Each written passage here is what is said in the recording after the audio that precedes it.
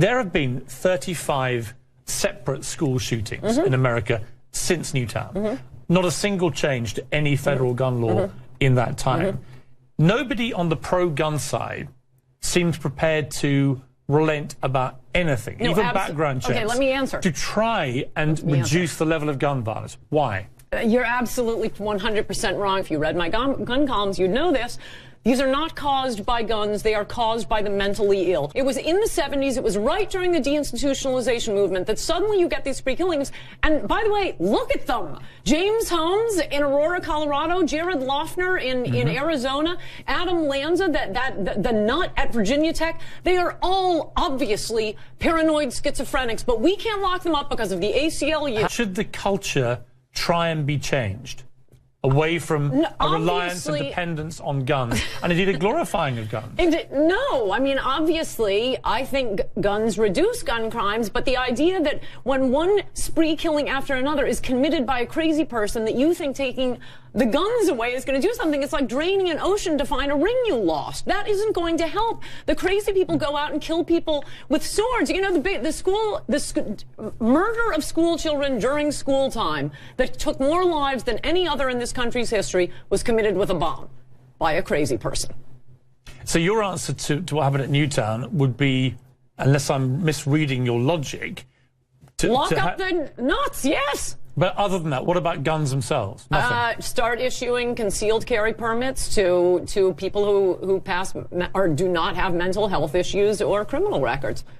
You would have more guns? Yeah. Okay. So, Ralph, let me ask this. Why does I-94 have to be an omnibus? Really, it's an 18-page bill. If we agree on all of these very minor measures, then why not start with the minor measures upon which we agree? Why is it loaded up like a shopping cart with measures with which a lot of people disagree? What do you think it's loaded up? We're going to get into transfers, right? Well, yes. I mean, the definition, I don't want to get into the weeds because we talked about this earlier, but yes, the definition of transfer is incredibly vague in the bill. So a couple of things about transfers on that. And one, this bill was modeled after Oregon and California, which have had... Being from California, it's worked beautifully. Which has had... hundreds of thousands of background checks, and there hasn't been one instance of somebody put in jail for a transfer.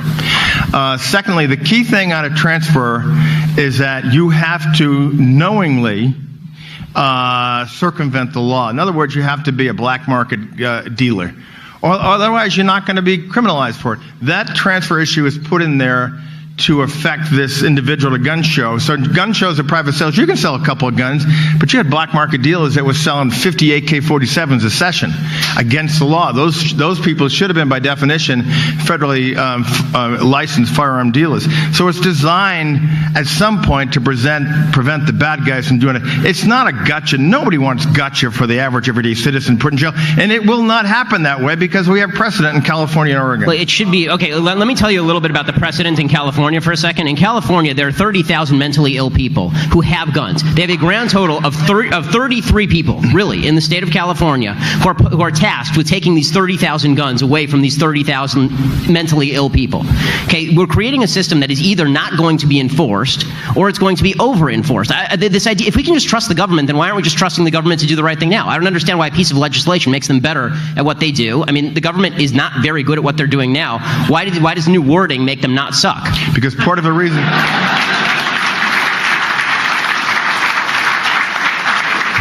you have a law or initiative as a deterrent, that government won't even be involved, that the bad guys won't be going to gun shows to buy guns, so they have to circumvent it. Well, but that's exactly the point. If bad guys are not going to gun shows with regard to Ebola, and for a second, this is a mild digression. With regard to Ebola, the federal government just made the case that they don't want a federal travel ban, right? Because they said if there's a federal travel ban, people will just find a way to circumvent the federal travel ban. Okay, do you see the analogy here? Yeah, I'm not going there. I'm not going there. I'm here to talk about guns. And most people are law-abiding citizens on that. So, I think one of the reasons you have laws is a deterrent to make sure that people do the right thing. Well, I agree, but this is the attendant cost. Right? If there are law-abiding, the cost is a law-abiding citizen, for example, under the bill, who wants to loan a gun to a family member for purposes of defending themselves. The bill talks about it has to be in the case only of the most basically emergency situations. Well, how does the government define that? It's undefined in the bill. Right? I mean, so I have a cousin or I have a sister-in-law who feels endangered by her husband. If I give her the gun, and she says, I feel endangered. And she keeps it for a week, but the government only decides that she was endangered for 3 days, and the gun is stolen and used, then she can be prosecuted, I can be prosecuted, as well as the criminal. And you'll never be prosecuted. It's never happened. So again, it comes down to faith in government. You'll never be prosecuted. There's precedent here. You'll never be prosecuted. Use your best judgment and don't knowingly break the law. Then why don't we just pass a referendum that says, please, prosecutors, do good stuff? Let me do a follow-up. All right, the left marches on with its plan to take away your Second Amendment rights. And unfortunately, they are one step closer. Earlier today, the Senate Judiciary Committee passed a controversial ban on assault weapons. Now, not surprisingly, the measure passed along party lines, and the discussion about the ban got very heated at times. Now, it even erupted into a fierce exchange between Texas Senator Ted Cruz and the bill's sponsor, California Senator Dianne Feinstein. Now, watch what happened when Cruz challenged the constitutionality of the ban. Would she think that the Fourth Amendment's protection against searches and seizures could properly apply only to the following specified individuals and not to the individuals that Congress has deemed outside the protection of the Bill of Rights? I'm not a sixth grader. Senator, I've been on this committee for 20 years. It's fine you want to lecture me on the Constitution. I appreciate it. Just know I've been here for a long time. I've passed on a number of bills. I've studied the Constitution myself. I am reasonably well educated, and I thank you for the lecture. Incidentally, this does not prohibit, you use the word prohibit, it exempts 2,271 weapons. Isn't that enough for the people in the United States? Nobody doubts her sincerity or her passion. And yet, at the same time, I would note that she chose not to answer the question that I asked, which is, in her judgment, would it be consistent with the Constitution for Congress to specify which books are permitted and which books are not, and to use the specific number? The answer is obvious, no. All right, joining me now is someone who has been very outspoken about the left's gun grab, author, columnist, Coulter. How are you? Fine. I don't even need to say Ann. Everybody knows who you are. You know, I felt like I was listening to Cruz. I felt like I was listening to a Supreme Court argument because he's talking about, all right, well, the First Amendment, does that mean that you're going to ban some books, not other books?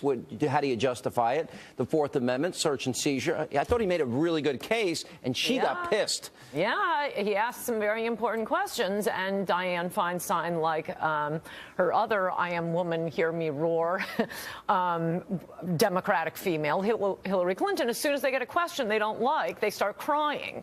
Oh, that's fantastic. I would like to see how that would go over in a law school class when a professor asks you to distinguish cases. I have been very educated, and I'm offended by that question. I spend half my life near the Constitution. On college campuses with co-eds at the mic crying to me and stamping their feet and telling me they're offended. It's going to be harder for me to tell them now that's not an answer, now that U.S. senators are using that as an answer. And what Dianne Feinstein eventually got to answering was preposterous. She said he raised the First Amendment. And she said, well, we ban child pornography. The very answer proves the absurdity of what is happening. The First Amendment protects speech. It does not protect photographs. It certainly does not protect photographs of genitals. If we interpreted the Second Amendment, which protects arms, the way we interpreted the First Amendment, you would have a right to your own personal nuclear weapon. That's how extreme it is. And I would add that, in fact, the First Amendment does protect virtual child pornography. It certainly protects writing about child pornography. And for her to say, well, don't worry, we're not banning these other guns. Well, okay, how about we just ban the New York Times, because we still have the Daily News and the New York Post. Good point. And that's what Cruz was getting to, about the First Amendment side of his argument, which was, I thought, very, very pertinent and clever and appropriate. He nailed her, so she said, I'm offended. Yeah, I'm offended. And, all right. So no, I used to think women just shouldn't be able to vote. Now I think at least liberal women should not be able to hold office. And by woman, I do not mean to limit that to the biological sense. That is not an answer. All right. I'm offended. All right. First of all, you know what frustrates me? Nobody knows about these weapons. I have been trained in the use of firearms since I am 11. I know I've shot most of them. And the point is, you know, Joe Biden is lecturing, well, just fire a shotgun through a door, not knowing what's on the other side, which is stupid. Secondly, a lot of shotguns have a big kickback that would probably send you flying right on your backside. Now, an AR-15 would not do that. Right. No, you need different guns for different things. But, I mean, you remind me of this. I keep hearing them say, we deserve to at least have a discussion. We want to have a discussion. Every time you try to have a discussion with them, they become hysterical, they cry, and they want to show pictures of dead children as if our position is, oh, we don't mind a few dead children. No, our position is concealed carry would have stopped these slaughters, and we have the statistics and the studies to back it up. Something else I saw you talking about last night on TV that I think is very important to clarify. This nonsense idea by people who do know absolutely nothing about guns and nothing about criminology that a gun in the home is more likely to be used against the occupant. Okay, point one, and I have been through some of this before, that is 100% suicides. And there is no higher rate of suicide than with a gun or without a gun. People use poison or a million other things. But the idea that a criminal would be wrestling a gun away from the homeowner is preposterous. That happens even in attempts where the homeowner gets shot by the home invader. It happens in less than 1% of the cases. They have done extensive interviews with prisoners. They say they do not go into homes they think could have a gun. They will not mug someone they think will have a gun. If they see a homeowner with a gun, they run. It is only in Hollywood movies that the criminal sees the gun and wrestles you for it. There are plenty of other houses to break into and rape women in. All right, you're going to CPAC. Yes, I am. All right, we're going to show highlights in a little bit. We got Rubio, you got Rand Paul, you got Ted Cruz, who we just saw, you got Mike Lee. We got a new and of course you are rock star. Wow. You're going to bring the house That's down. the big highlights. That's listen. So get ready to replay that on Monday. All right. So, but the point is, we've got an emerging, energetic. We got new blood. I'm energized by them. I think this is really helping the party, and the media hates all of them. Yes. So, I mean, that's a good sign. That means they're doing their job. Whereas I only hate about a third of them. None of the ones you mentioned. I'm speaking right before Cruz, who is the big finale speaker on Saturday. Yeah. You get to introduce him? No, I'm not very good at introductions. I'm much better at making fun of liberals. Yeah. No. By the way, if you haven't seen Ann speak, you are funny. Thank you. Oh, good. You do great. Good to see you. Thank you. Good to see you. And still.